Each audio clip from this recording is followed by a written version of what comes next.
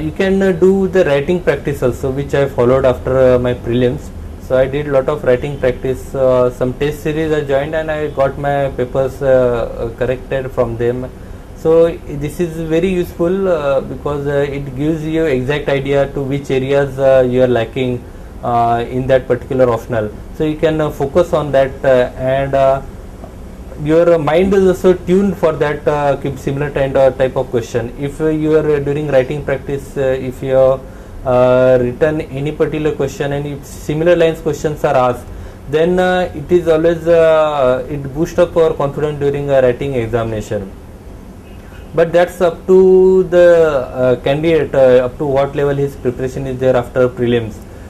If some topics are left, still I will suggest that writing practice always make you perfect.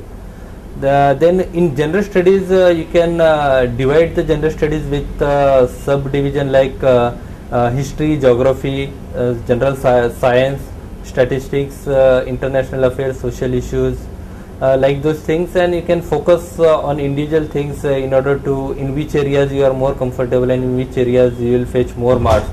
So that will be very useful. To score good marks in general studies. In general studies, generally candidates score very good marks because the syllabus is well defined, but kind of the questions which they ask, these are mainly general kind of the question. But if you have good grasp over the subject, general studies with like specifically history or geography and general science or Indian economy and current national and international affairs, generally the known issues are asked. So in that area you can score very high marks. So that will give you a lead in the written examination, mains examination. Then the next aspect comes as the interview. During interview, you have to just revise your optional subjects and some general studies. You have to prepare your biodata very thoroughly, and a very important key of this interview is that you need not show them the qualities which you don't possess, because they are very expert people. They will understand from your answers and your body language that you are telling correct thing or you are lying or you are hiding anything, because it's very difficult to hide your original qualities in interview, because some way or other they will find out. So it's always better that your natural things should come out in interview, and you need not go with the liking or kind of the questions what the interview panel expects, like some of the controversial issues. You should give your own opinion. You need not say if any panel member is insisting supporting that view, so you need not support him. So that is up to you, up to your analysis. And it need not be the true that you should answer all questions, because it's not possible. Every question you not be able to handle it correctly. If you are comfortable, if you don't answer, you just say, I'm sorry sir, I'm sorry madam, I don't know much about this aspect. Then they will ask next question. Then another aspect that most of the people think about the writing the examination in regional language.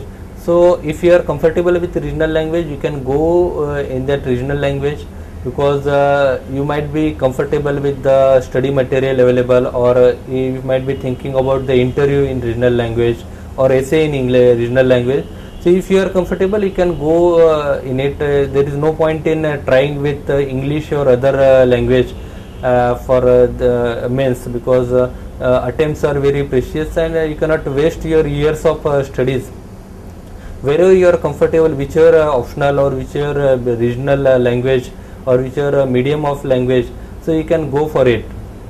For interview, so whatever is the medium of language which you selected in mains examination, that only is allowed for the language of interview in personality test.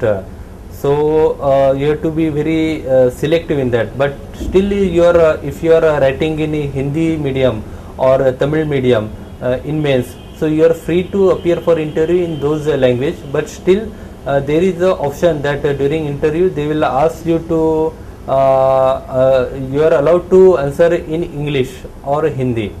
So that is up to you and up to the panel members.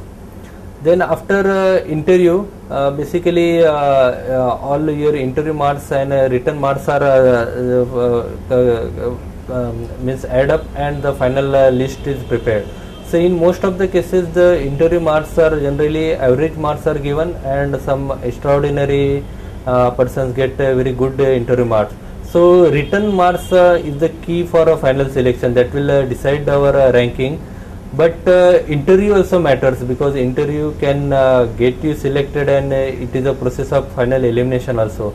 But written marks are fully in your control. Means if you answer all the questions correctly, like in general studies, if your aim should be to attempt all the questions, because after attempting all the questions, it's most likely that you will get at least 50% of the marks in interview if you are writing on the correct line in general studies.